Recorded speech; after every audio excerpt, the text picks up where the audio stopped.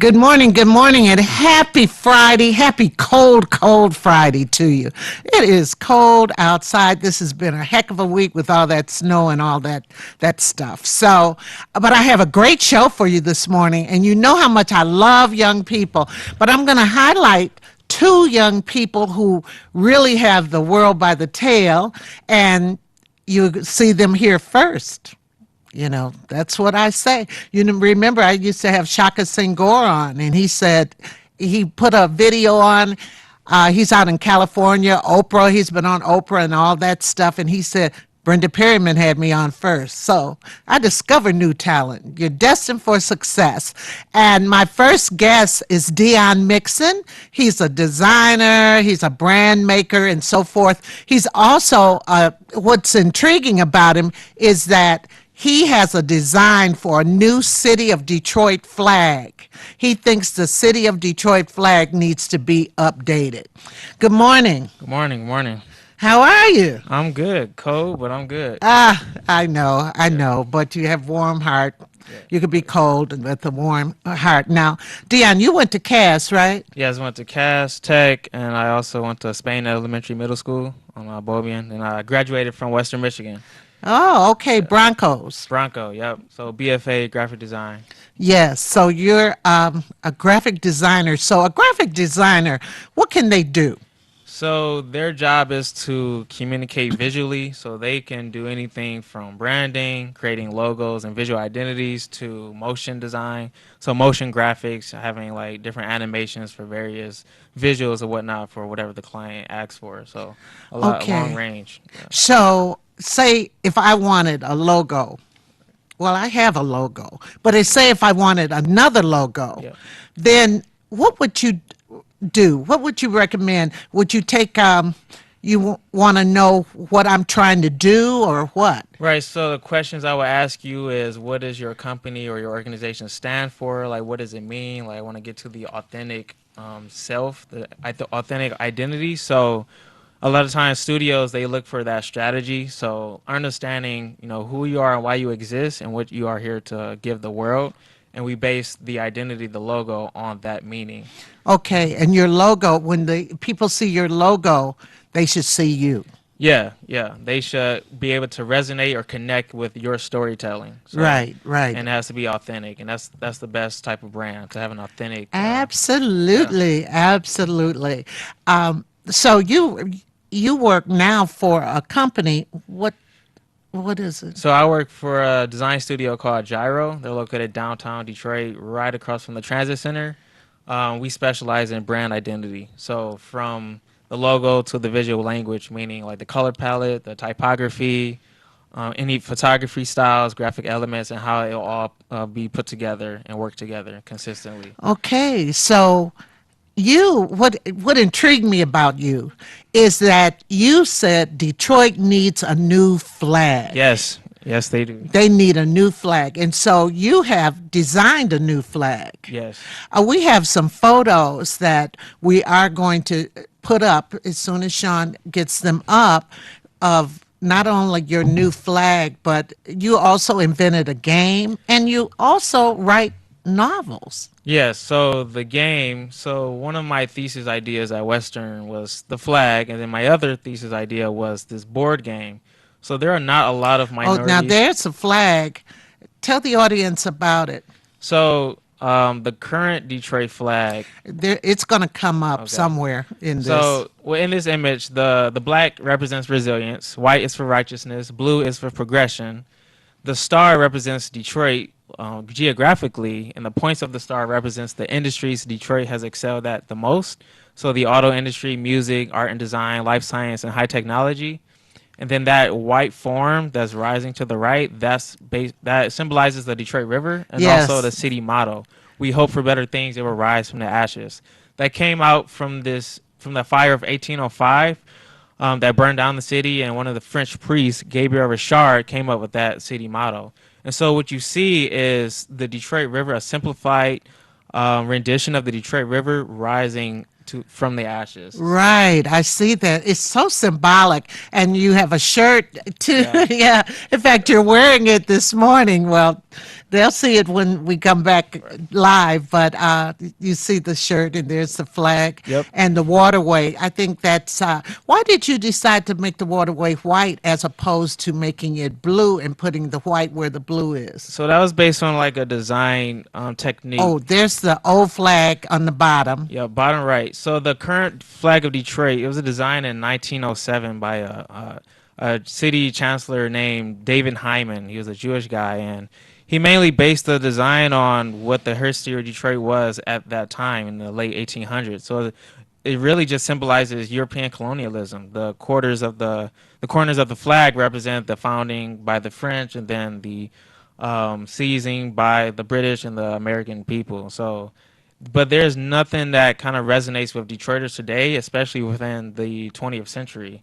Nothing about it says about what we've been through and how much we've triumphed over our tribulations. So, what I did was create something new that related to Detroiters of the past and of today and of the future. Well, let's kind of spread the flag out a little bit so the audience can see the real flag. And let's see. Well, we could just bring it. You could sit down. We just kind of spread it just so the audience could see it for a moment. It may block you a little bit, but it shows me. No, I'm just kidding. I'm just playing. But there's the authentic flag, and the blue is down over on that side, which really is kind of melting into the fabric. We have the green screen behind us and everything. But this is, golly, this flag, it was funny because I was watching the mayor of Detroit speak the other day, and he had all these different flags behind him, and I saw the old flag. I saw, well, the old flag, the current flag. Right. Why don't you just, yeah, you got that? Yeah. Okay. It seemed like you're down low. Yeah, my seat went down. It's all right. It's all right. Okay, all right. So I saw him, and this book depicts the colors too. I saw him, and I said, "There's that old flag," you know. Right. And so you designed this. When did you design? You used it for your thesis in Yeah, my college? thesis at Western. So this is April 2017. So I wrote a booklet that explains my argument of why this design should be the new flag for Detroit. And I talk about the history of Detroit, and then I talk about the history of the current flag, and then what my flag represents and symbolizes, and all of those different details. Well, how would the audience or why, how would the citizens know what your flag stands for? I'm looking, and the old flag really reminds me of England. It is really Right. European in so many ways. It really, really is. Yeah, a lot of people don't. A lot of Detroiters don't even know we have a flag. So that was one of the main reasons why I did this project. Even city officials didn't know we had a flag. Detroit is obviously renovating with all these new developments, so I figured it'd be a nice, cherry on top to have a new flag. And also, from a design standpoint, the current flag is bad design. If it doesn't follow three of the five main principles of good flag design. What are those principles? So the first principle is to keep it simple, so simple that a child can draw it from memory. The second principle Oh, is to that's use, a good point. yeah, because in the current flag there's a seal, so that's one of the principles not to have a seal because those are for official documents, and you wouldn't be able to read that from a distance anyway. Also, flags are reversible, so even if there was lettering, it will be backwards. If you're on, On the other other side side of the flag. use 2 or 3 basic colors. So the current flag has, this gold, is red, white, and blue for America, but then it has 17 different colors within the city seal itself. So that's a big no-no for printing reasons, just visual reasons from a distance, that kind of thing. Use meaningful symbolism. Again, the current flag is pretty much just European colonialism. That's the entire country, not Detroit. It doesn't make Detroit stand out from other city flags. That's Um, true. and then be distinctive or be related. So, although it uses the red, white, and blue, how is that different from the U.S. flag or any other city flags that uses red, white, and blue? So this is why I didn't explore on other colors that can best represent Detroit. Well, you looked at other flags around the country, right? Yes, around the world, I Right. studied over 300 flags. Oh, Yeah. wow. Wow. And as far as the United States, there were a lot that did not have red, white, and blue, like traditional red, white, and blue. Some cities, so Denver, Colorado, they use a yellow and a dark blue and I think a red. Some cities use just purple. So Phoenix, Arizona, they use purple and then they have this white Phoenix illustration to represent Phoenix, Arizona. So, but that using that type of color palette distinguishes itself from other city flags, and that's the approach I took for the Detroit flag. The red, white, and blue doesn't really do the justice of a city like Detroit. And so, what are the colors that best symbolize Detroit? And that's why I came to black, white, and blue. Wow. Wow. And I've done surveys and a bunch of research and that kind of thing. Well, what would it take to change the flag? So a lot of cities like Milwaukee, they took it upon themselves to do their own process of adopting the flag. So typically, a bunch of people get together to create a campaign or a voting campaign where people will submit designs for a new flag, and then they will have a committee, a judging committee of designers or flag experts, vexillologists, or vexillology being the study of flags. What's the name? What's the study of flags again? Vexillology. Wow. Vexillologies, and the committee would boil it down to about three, and then either they can present those three to their city council, then they choose one, or they just take it upon themselves to vote on one. Well, the citizens will vote on one, and then that would be the people's flag of that city. Now, Milwaukee, they've done that, but their city council still hasn't adopted it yet. So it's like the unofficial official flag of Milwaukee. Detroit, unfortunately, isn't doing the same thing. The city council, I've already presented to them twice. I've reached out to them many more times in person and presented to them that kind of thing, and they're not interested And in you've doing had anything. people representing by wearing the gear? Yeah, so all of my believers, I call them believers. They will either get the shirt or actually get a flag or a stick flag and or a car flag and that kind of thing. So they help me push the movement, and I've been getting articles from press, about it. And my unbelievers, they're very And you're on here and you're Yeah. telling the world about it right now. Yeah. And it seems like you get a hearing, but what do you get any feedback from the city council? They said they liked it and appreciated my work, but that was pretty much it. Oh, they Yeah. patronized Yeah, you, didn't that they? was it. So, Oh. what I've took it upon myself to just get people to embrace it. Just like Milwaukee, the citizens of Milwaukee, they took it upon themselves to raise the new flag. I'm doing that for Detroiters, for those who believe. Excellent. And you grew up here, right? Yeah, born and raised East Side, East Side. Van Dyke and East Side Drive. Yeah. Right. Yeah. Absolutely. And this is something you've had petitions, haven't you? Yeah, so the first petition was on change.org, and it's pretty much a platform for you to get signatures. And these signatures represent people believing in your campaign or petition. So I have over 400 signatures from Well, you believers. need more. Yeah. What would we have to do? We could get on our phone and do it. Yeah, you just go to change.org and type in new Detroit flag or Detroit Rise flag, and then you'll see an image of me in the flag, and then you just sign. But that's just one step. The real victory is actually getting a flag. So here, this is a 5 foot by 3 foot flag. You don't have to get that big of a flag, but just get something to show your true support. So one of my believers just yesterday, he just got his shirt in the mail. So he's wearing his shirt, proudly. Another friend from another high school peer, he's all the way in Grand Rapids, and he has a stick flag.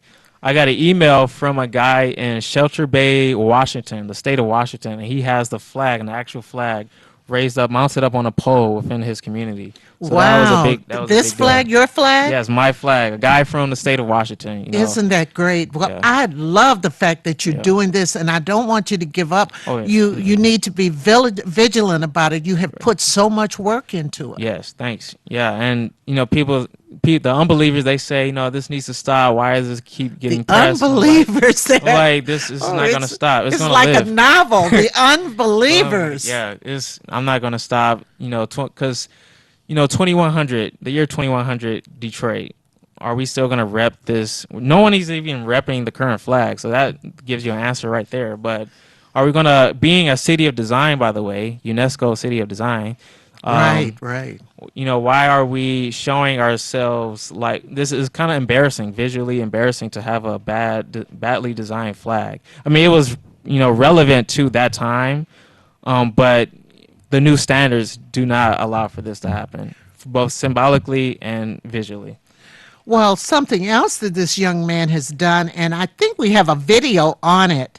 He designed a board game, right? Yeah. Yes. So Design Eye is the world's first graphic design education game. So there are not a lot of minorities in the design field. There's a survey called the Design Census, which is done by AIGA, the Professional Association for Design, and Google on like the diversity and different stats on the design industry.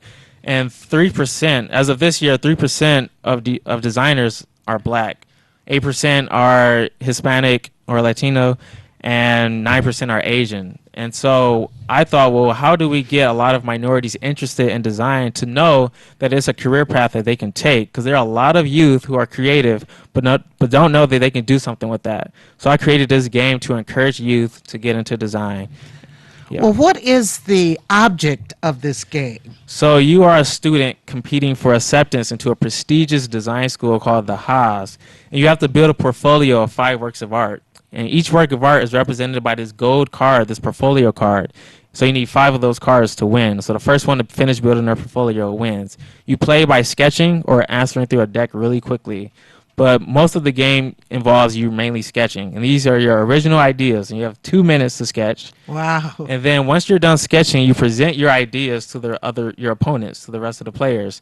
And now everyone experiences critique. So you guys talk about it, sell your idea, and then they vote yay or nay. If you get majority vote, 50 points, minority or tied vote, 25 points. If you disagree with them, you can roll a even to get 50 points. The next person goes. So you keep doing that until you get your... And it's a board game, right? We got have it right here on the table. Yep. And but people have to look at your design, right? The other people who are playing, right? Right. And they have to do what with your design? So they have to judge whether or not it obeyed the prompt, whether your sketch obeyed the prompt, and whether it's a good idea. What age group? So 12 and up. So about 7th grade and older.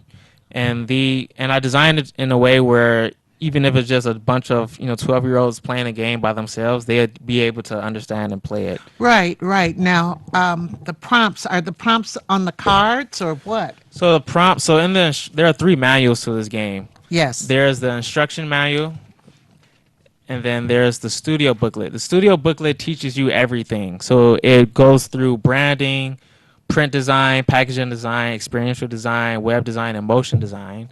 And then the short version of the studio booklet is the studio sheet. So these are the different disciplines that you learn about. Wow. Branding, experiential, Experiential, yep. experiential, Or environmental design. print, web, packaging, Yep, packaging and design. motion. I had a student once who her college, what she was going to major in college, dealt with packaging. Yeah. And people don't realize, they take for granted packaging. Oh, yeah. They really take it for granted. Yeah. How did a Starbucks cup, a McDonald's cup, exactly. how they package things. Yeah. And then they use from branding standpoint, they use the brand guide, the visuals of that brand to go along with the packaging and all these different touch points. We call them touch points. So if you were to see, a McDonald's campaign or festival, that's outside, so that's environmental design. So how can a brand carry across all these different platforms? Well, you look the Golden Arches. Yeah. Yeah, right, exactly. And that's that symbol that means what it means to the world, you People know. say, people be on the freeway and they see Yeah, something, the Golden Arches, they right. know that McDonald's is around and so forth, Yep. which is, I mean, they have a big brand. Oh Ford yeah. has that oval, Yeah, just, exactly. And I'm gonna so in the instruction manual, the whenever you land on I call them design exercise spaces, which represent those disciplines, you have whatever your role is, you sketch for that prompt. So for example, if you roll a 8 and you land on branding, then you sketch letter 8 or number 8 corresponds to letter B. So then you will sketch for prompt B in branding. And prompt B says create a name and sketch a logo for a food chain of your choice. And so that's how oh. you know what you have to sketch for. Oh, okay. Yeah. I get it. I do Yeah. get that. I Yep. do get that because a lot of times for example, Yeah. at one Yeah. time I wanted to market my Right. baked beans. Yeah. Yeah. I did. And so I would have to have some kind of logo, some kind of Right. way and Yeah. then another way to package it too. Right. Exactly. You have to think about that entire process. So what would be the logo, the symbol for your brand, your story? How would it translate That to packaging? that people can Yep. just look at it and know Yeah, it's you, they'll right? know. You know, like T-Mobile, we don't even have to see the logo. We just see that magenta and we know it's T-Mobile, that kind of Right. thing. Right. And in the box, when you get an iPhone, the packaging for the iPhone, they have this certain aesthetic. So all of those things are considered when creating any type of design. Wow. Amazing. Amazing. And it just I look at it and I don't know I know I sent the video. I'm not sure if they have it up, but if we'll make sure to show it, it'll be on the YouTube anyway. Yeah. But what I wanted to ask you was, you did try this out with young people, right? Yeah, I've had a test played about 15 times since Uh-huh. the summer. So I've just been having beta users. So my audience, 12-year-olds and older, somewhat younger. And the youngest was about 8, but the maturity level wasn't quite there yet. But some kids are more mature than others. But I had from like 8 to 40-year-olds play the game and they love it. I know because you get to Yeah. do something, you Yeah. get to design. Now, this particular card had a red square on it. So this red square is from what I call design blitz. So besides sketching, you can speed test your design knowledge. So this is everyone's favorite blitz. I call them design blitz. So this is the color blitz where you learn about color theory and you have to know the opposite colors. So the opposite of red is actually green. The opposite of blue is orange. Purple is yellow. And so what happens is a dealer. We don't know that right Yeah. off. You were not taught that in school. And so that's why the studio booklet teaches you all of those different things. And then you can use Why would that be important down the road? because if you study, you can either study before you play or study while you play, but it's to get you to have an advantage. And because once you know what it is, that you can play without the manuals and then, be the best, the best player of the game. But then in the end, oh, you just learned about color theory. You know how color works in reality. So a dealer would deal you the deck. It's 30 cards in his deck. Each card is worth 1 point, so it's a chance for you to get 30 points. So it would go like this. I would draw the card. You would say red because you saw Right. Uh, Right. The opposite of green. the opposite of green, and then that's 1 point. Draw the next card. You would say purple. That's the opposite of yellow. If you mess up, I just wait till you get it right. You don't lose points. Oh, okay. And you have 1 minute to go through this deck. I love the Yeah. idea of the Right. timing. I just love that idea.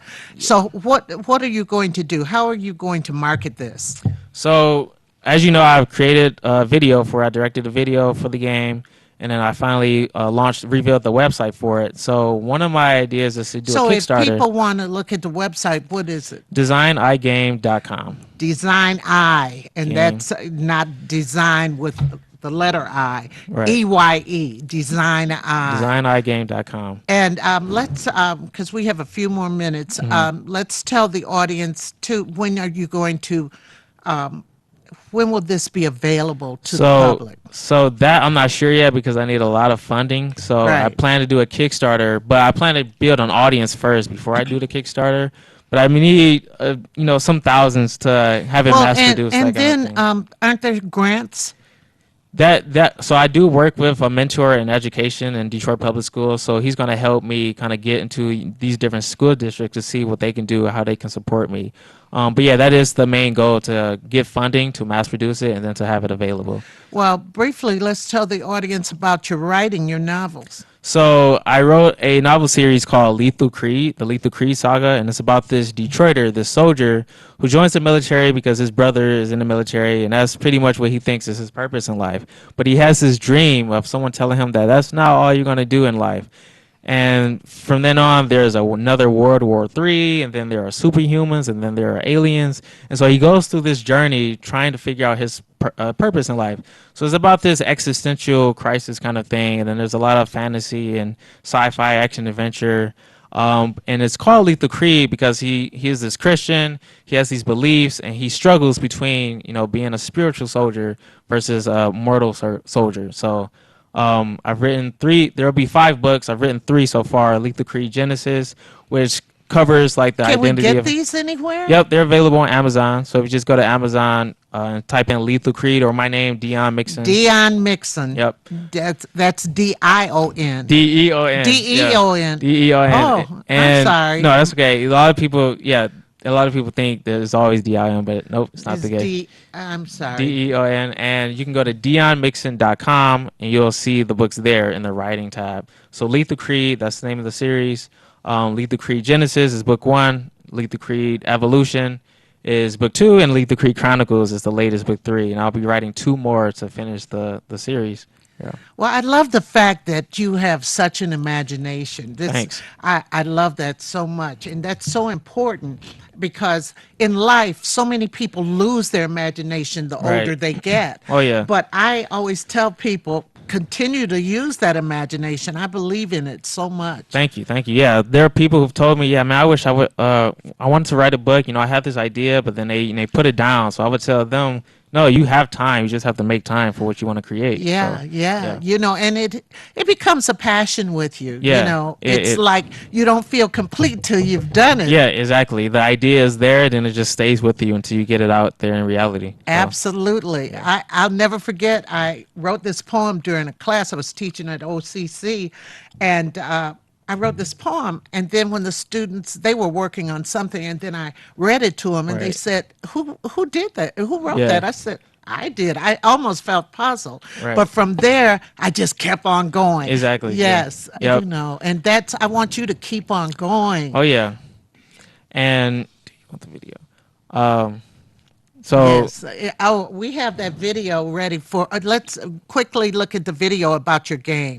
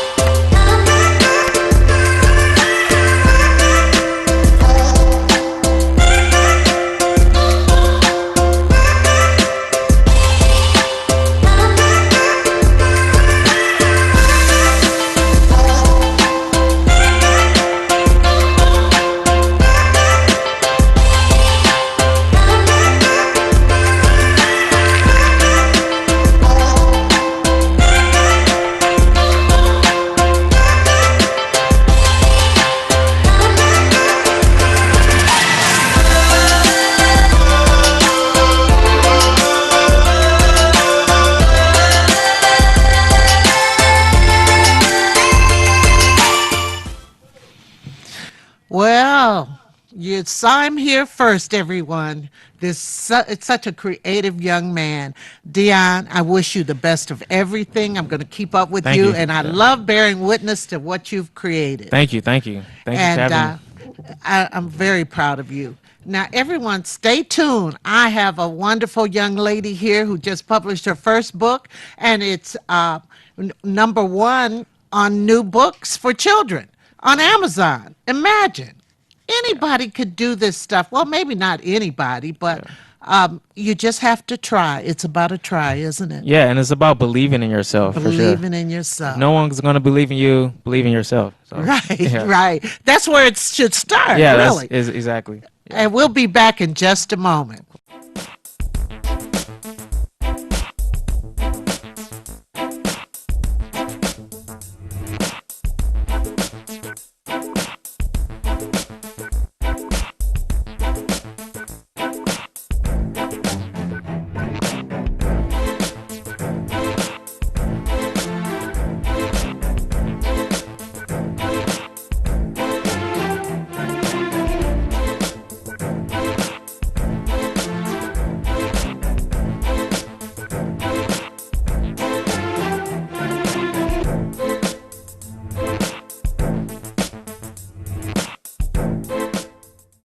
TV 33 is moving to WHPS TV channel 15.2. Make sure to rescan the channels on your TV. Then go to WHPS channel 15.2 to pick up TV 33 and all of your favorite shows. The move is on, and we want you to move with us to WHPS channel 15.2. Hi, this is LaWanda, This is RJ Watkins. coming to you to bring you some information about the #1 detox in the nation, Lemon Burn. Lemon Burn helps to turn the fat into fit. It's for you, a happier, healthier you, because you know healthy is the new beautiful. An all-natural way to improve your health. It promotes a healthy digestive system, attacks and reduces belly fat, as well as gives you energy. And to get yours today, call 313-868-6612. Don't forget to exercise and eat right. To be able to meet people from different countries enriches our lives. Wayne County gave me so much, my degree, who I am. The college supports you to grow. They have the different campuses. I'm like, I can try this. Maklit Shunga, Ethiopia. Sandra Gonzalez, Mexico. Arminalda Carrick, Bosnia. Javed Khan, Bangladesh. Go to Wayne County, they will find your path and you will know what to do next. All media platforms are engaged. Copy. Get ready to launch your show or product. Periscope ready. We're 5x5 ready to launch. Copy that. Trend worldwide across all major platforms. Ignition. 3, 2, 1. The world is waiting. Watkins Broadcasting. More than just TV. Welcome, Judge Mathis. Thanks for coming to share an important message with the Wayne County taxpayers. Well, thank you for allowing me to help. You know, most of my life I was a resident of Wayne County, and so I'm here to help because Treasurer Shabri wants to work with Wayne County homeowners to keep families in their homes and prevent foreclosure. If you're having trouble making your property tax payments, let us know. We have many resources to help. Take the first step towards staying in your home by going down to the Wayne County Treasurer's office on the 5th floor of the International Building in Greektown. Stop by today to learn more about our payment plans and especially the newly extended interest rate reduction program. Already in a payment plan? It's important you stay in good standing. Making property tax payments is now easier than ever. We have placed payment kiosks in Rite Aid stores and community centers across the county. We've also added kiosks in our offices.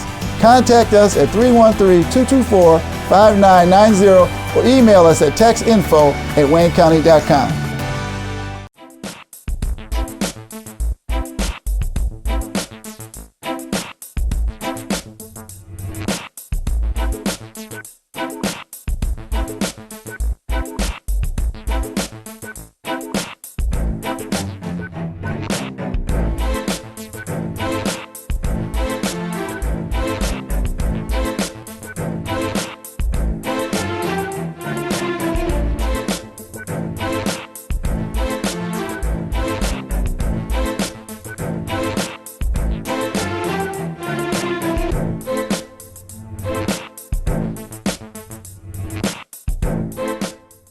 I am back. I'm back with Shanae Clark.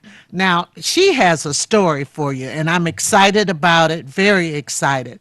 As I said before, she did write a book, in her first book, and it has like risen to the top already. Good morning. Good morning.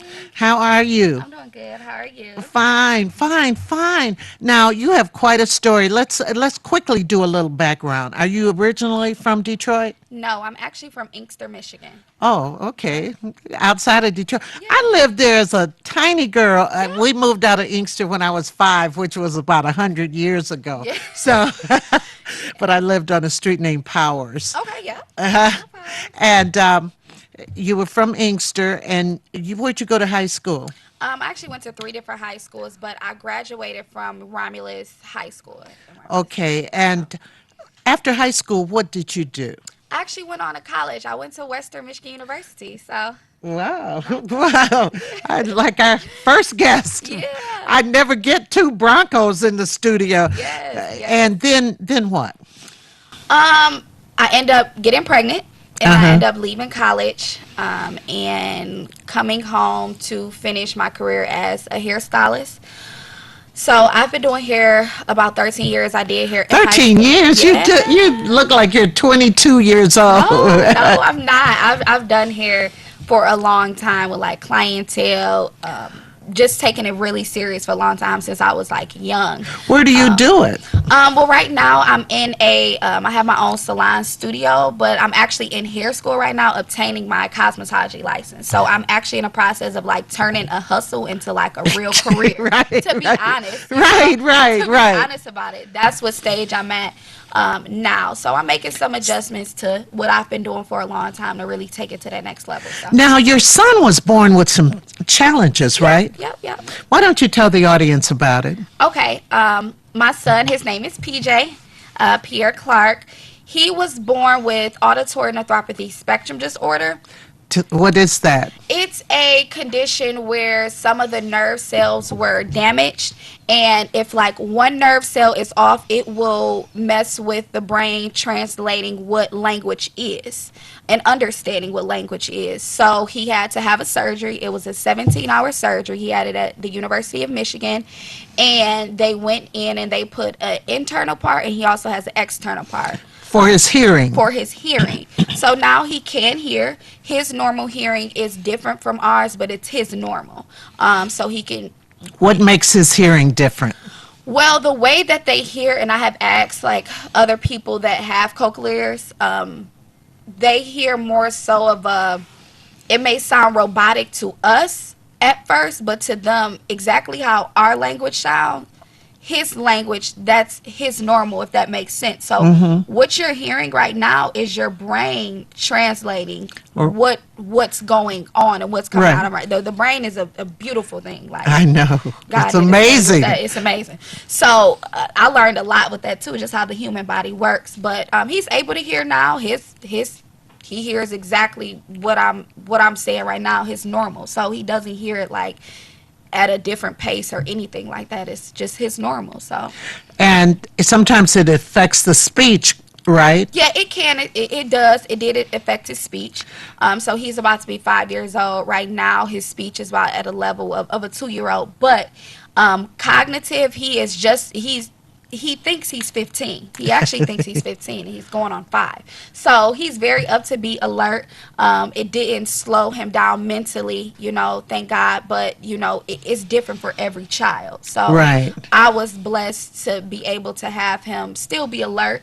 I always treated him the same, even before his ears. I still talked to him when he couldn't hear me. I still talked to him because he didn't get the surgery until he was 2, and that was because I went through a million doctors. I tried to get a lot of opinions just to be sure that like is this what's going on. And he had hearing aids, he had surgery to get tubes in his ear, so we've been through a couple it's funny because my oldest daughter, she had issue with speech, and it wasn't connected. We thought it was connected to the hearing, so I had her tested like that, and it all eventually worked out. She had to go to speech therapy and all this. Now her son, my grandson, had to get the things in the ear. What do you, the Tubes, tubes the and tubes in stuff. his ear, yep. And his speech, he had to go to a speech therapist too. It's amazing how that kind of ran in the family there. Now, as a result of your child having this particular disability, what did you do? Let's talk about this book. So what I did was, well, first I was 22 years old when I had him. Gonna be honest, it was devastating. I went through a very dark place for a while, but I turned into asking why me, why not me. God gave me all the tools to be able to be a parent to this child. So I started becoming a advocate for not only being a young mother, but also being a mother with a child with differences. So I embraced that. I started to embrace that. It took me a while to share our story, but once I started to share our story, it made me feel good because other people were going through it. And you had support from your family? Yes, my family. My family is my number one. Like, I can't do anything without them, especially my grandma and my mom. Whew. But yes, I have a beautiful family. Aunts, uncles, great aunties, great uncles. I mean, I have a huge family. They are so supportive. They love PJ. Are they in Inkster also? Or? Well, we're like everywhere. Everywhere. We originated from Inkster. My great-grandmother, Thelma, she was in Inkster. She had 17 kids. 17? She had 17 kids. Yeah, she has 17 kids, but we have a big family. I guess you do. So she has 17 kids. A couple are passed away now, but we originated from Inkster. But my family is very supportive. Was it hard trying to explain to them what I was going through? Yes, because we've never dealt with this before.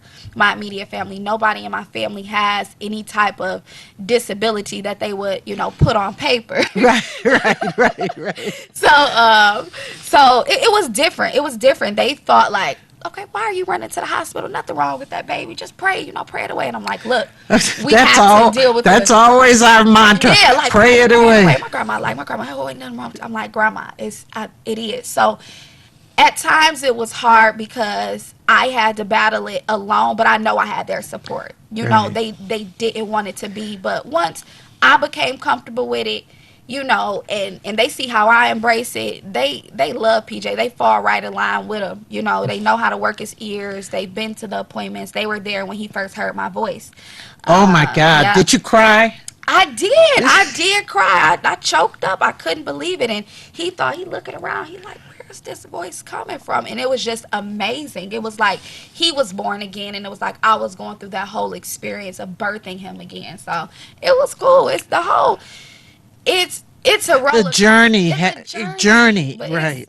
It's amazing. Like my son, he's amazing. I know, and I'm going to show some photos of him in just a moment. But the book, when did you decide to do this? About a year ago. At first, I wanted to gear towards just hearing aids and cochlear implants, making people aware of what hearing aids was and touching on our journey. But as going on, I meet a lot of different people. There pictures of you. Yeah. And then we're going to see PJ and his lemonade stand and all of that good. So go on and talk. So I wanted to, I met other parents, or as soon as I seen a parent or a child with a disability, that's my baby, with a disability or a challenge, I immediately connected with them. So I started to find myself like, okay, it's not just about hearing aids and it's not just about hearing loss in the deaf community. It's about all of these kids and all of these parents where we go through this journey and we deal with it. So I'm like, let me switch the book up a little bit. So as I start writing, different characters start coming to mind. And I'm like, you know what? I'm going to make a children's book that touch on seen and unseen differences. Yes. We go in the book from a kid in a wheelchair to a child being Jewish or Muslim, wearing different things on their head. Right. And the name of the book, by the way, is We Are Friends and We Are Different. Yeah. And so you concentrate on different disabilities, like you say, the internal and the external. The internal and the external. And it's all about tolerance, too. Yeah. And learning about other people. I I've always been the type of person that accepted people. I never like to make fun of people, so I believe too that's why God gave me a child like this, because I've always had that compassion to protect people that, you know, that other people looked at as weak because of a difference. So in this book, I just want to uplift families as a whole, you know, and I want to especially uplift these babies. You know, you are different, but you can have friends, and we all can be friends. So that's the point of my book. Absolutely. And so you deal, and thank you for the gift. She gave me a nice, Yeah, open it up, see what it is. yes. Oh, this is a water bottle from your son's lemonade stand, and we're going to talk about that. And a beautiful big bookmark. Oh my gosh, we are friends and we are different. And as I mentioned to you, I have a grandson with Tourette's, which is different, and it makes him a different person in class. And they had to explain to the class what happens because Tourette's is so involuntary. Yes, yes. And you don't know when it's going to happen. And then, of course, he's been hurt because there have been some kids, like he's had to go down the hall. He'll leave the room so he could go down the hall, and because sometimes he makes sounds. Just gathers. And other kids have said that weird kid. But then on the way, this is what's so interesting. Like I told you, he's a genius. I mean, I'm not saying that because he's my grandson, everybody. Don't think, but he really is a genius. And so that we have to keep him uplifted. And not only that, he has a gift for sports and basketball. I mean, and he's 9 years old and scored 31 points in a game 2 weeks ago, and like 40 the last week. And these men in the stands were saying, well, if they take Steph Curry out, they can, But he's really concentrates, really has gifts, and he is different. And this book, you know, we have to learn that everybody is not the same, and people are born with different things that happen. I carry a cane now. I didn't always carry a cane, and I remember getting so depressed about it. And my mother, she just kind of slapped me back into shape. She didn't really slap me, but she said, that cane is not you. You still have everything else that you have. And you have to learn to accept people, accept what you are, and keep it moving. Don't you think? And isn't that what you're doing? Yes, and I've even had to do that in life, you know, accept what has come about and what I was. Well, even having a child at a young age, it kind of, things, your life does change. You know, you just can't get out and party just when you want, you know, you have to make arrangements and so forth. And especially with my child, like, just how people have to remember charging up their phones, I have to remember charging up his hearing aids. So like my journey is much different than a regular, when I'm 22 years old having a baby. So I have to do extra. So I can't just leave my son, or I can't be gone. I have to make sure I'm back from out of town or back from wherever I'm at to take him to speech therapy every week and doctor's appointments. So it's different. My life did change, but again, with a supportive family, you know, I accomplished a lot of things. Let's talk about the lemonade stand. Okay. So, my son, he has a lemonade stand. We have a lemonade stand called PJ's Lemonade Stand, and we have 3 different flavors of our basic lemonade flavors. 3 flavors? 3 flavors. We have classic, we have strawberry, and we also have passion twist. And we also release seasonal flavors as well. So we just had Halloween. This is a business. Yeah, it's a real, like, we're in the process of doing a lot of stuff for it. Like being 100%, like, we're going to be a 100% beverage company next year for sure. You hear that? Yes. Oh, I love this. Thank you. So for Halloween, we did a flavor. It was called Very Scary Kiwi Strawberry. So we do stuff like that. Then we have a winter flavor coming out that we'll have at actually our book signing on the 8th of his birthday of December. Where? It'll be in Inkster, Michigan. I have the address. I'll give you the address. It'll be in Inkster, Michigan, right on Cherry Hill. Right. I want to do it in my hometown, and it's a central place where people, they know where it's at. So. And how can people get this lemonade? I mean, when do you set up the stand in the summer? What happens? So Tell what's us. special about our lemonade stand? We are a mobile lemonade stand and an event lemonade stand. So we pick random dates where we'll just set up at certain locations that allow us to, and we'll serve cups to people. And also, what's unique about our lemonade stand, we not only sell lemonade, but we also give away gently used gym shoes at our lemonade stand. So, and that came about because I was moving in the summer, and my baby like high top Nike, like Nike, the Nike gym shoes. He loves gym shoes. That's his thing. And I had all these nice gym shoes, and people like, you should sell them. I'm like, look, I don't have time to sell them. And then too, I'm like, because the kids' feet grow. So grow. that's So I'm like, I'd rather, like, maybe I could give them away or something. I'm like, but how could I give them away? And I was in the process of thinking of something for me and him to do. Like, I love business. So I honestly try to turn everything into a business. Honestly. You like are good. my thing is like, I'm a serial entrepreneur. Like, that's I love to do it. So I'm like, how can I was thinking about the lemonade stand. I'm thinking like, okay, lemonade is like old school, you know, setting up outside, the kids running, playing. Then I thought about gym shoes, old school, you know, and I thought about the gym shoes hanging on a wire, and lemonade. I saw kids just running. My mind was just going crazy, and I'm like, oh, that's what I'm going to do.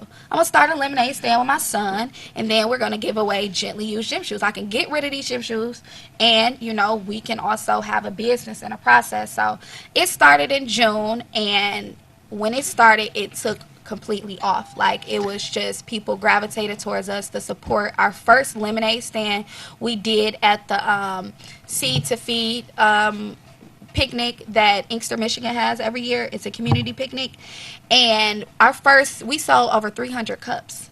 Really? So our first event, like, it was over 300 cups, like over 300. It was, oh my God, it was amazing. And I saw how people really liked it, and the lemonade was really good. I'm like, okay. You make the lemonade? Yep, I make the lemonade. I started making this lemonade years ago. At home for me and his dad, and his dad was like, this lemonade real good, you should start selling this. I'm like, I should. And I waited for years, and now I'm bringing it back, like, I'm gonna do something with the baby now. So it has been amazing. We have gotten a lot of media coverage from it, and not just about us creating a business, but our philanthropy that we like to do with it. So help the community out. You know, I like to help people and give, and so it's been going really so good.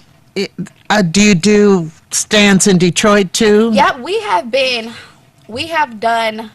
did the River Walk, we did campus marches. Wow. Yeah, we went around Mobley campus marches, River Walk during the summer. We've done a stand at a local Detroit store called Wealthy, and they're like a urban clothing store, really popular clothing store. We're actually doing something with them this month as well too. So we go around to different cities. We did the Brownstown Kidpreneur event during the summer. Oh yeah, so we aren't just in Inkster. We go everywhere where we're invited, or we invite ourselves and see how we can, you know.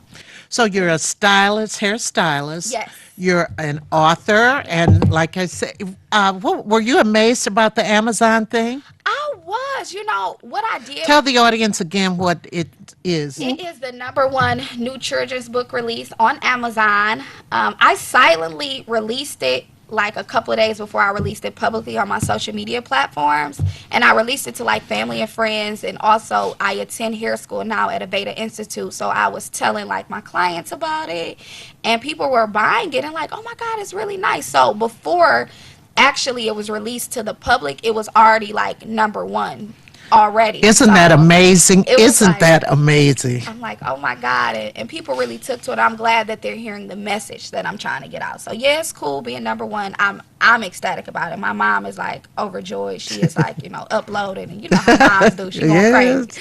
But the message, you know, and people understanding that I want to be the type of advocate that I want to be for everybody. You know? Everybody. So we all are different, but we're all our friends. So how can people? Okay, we know we could get the book on Amazon, Yes. and it's going to be in Barnes and Noble When? Eventually, in a couple weeks. So it takes a minute to upload in the data system. So it's right now it's available on Amazon. In a couple weeks, it'll be on Barnes and Noble. It'll also be in Powell's Bookstore and also Books a Million. It's available internationally as well through Amazon. So it's in the UK, it's in Germany, it's everywhere. So you have a website, right? Tell the audience what that is. My website is my personal brand is www.shaneaclark.com. Spell it. Okay. It's www.ShaYnaeClark.com. Wow. And do you have, okay, you have those businesses. Are there any other businesses you haven't told us about? I have a nonprofit organization as well. That was established in 2012 as a 501c3. It's called the Butterfly Effect Incorporated. And I hand make wigs for women who experience hair loss due to cancer, alopecia, or lupus. Wonderful. So that's something else that I do too, on the side, and something that I love helping people and doing stuff for people. Well, Shanae, you're doing a wonderful job. Thank you. And we're proud of you. I am so proud of you. I appreciate it. Thank you Oh for my having me. goodness. I just for love having that me. you've come and visited us. You saw her here first before you see her on the Today Show or Good Morning America. I just like to let you know. Same with Dion. You saw them here first. Young people doing wonderful things. Yes. Now, we're going to be talking on Table Talk. One of the topics is Popeye's chicken sandwich. Black shaming and some other things that are going on in it. And there's some other things that I didn't even put on the list for my guys. I have Ellis and I have Daryl here this morning. So we'll be back in just a minute. Once again, thank you, Dion. Thank you, Shanae. And best to all of you. Thank you.